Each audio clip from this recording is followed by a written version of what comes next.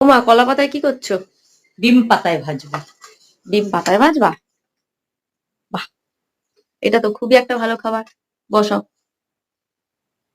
আগে পেঁয়াজটাকে কেটে নিয়েছি, হুম। তারপরে হলুদ, নুন, লঙ্কা। বেশি কিছু লাগে না, খুব তাড়াতাড়ি এবং খুব সহজেই হয়ে যায়। হলুদ, নুন, লঙ্কা দিয়ে ভালো করে মাখিয়ে নিচ্ছি চটকি। বাহ, হেভি লাগছে দেখতে কিন্তু। এবার ডিমটা যেন না ফাটে, দেখ এর পিছন দিয়ে একটু কেটে কেটে দিয়েছি, আচ্ছা আচ্ছা। তাহলে ফাটবে ও, না। নয়তো ফেটে যায় ডিম আবার ও ওরকম ভাবে? বাবা, কেটে না দিলে ডিম ফেটে আকাশে উঠবে। আচ্ছা, কি সুন্দর লাগছে দেখতে। ওয়াও। পাতায় ভাজা খেতেও ডিমের, ভালো, হ্যাঁ, পাতায় ভাজা ডিমের আলাদাই একটা টেস্ট লাগে। খেতেও ভালো লাগে।